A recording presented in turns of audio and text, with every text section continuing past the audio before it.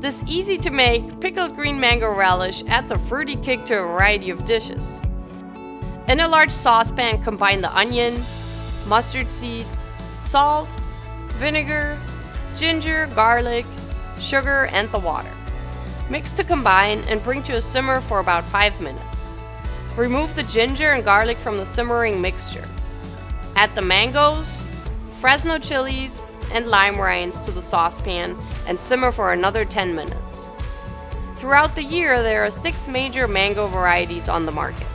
For pickling, the round varieties like the Tommy Atkins, Kent, and Keats hold their shape. When ready, remove from the heat and refrigerate overnight.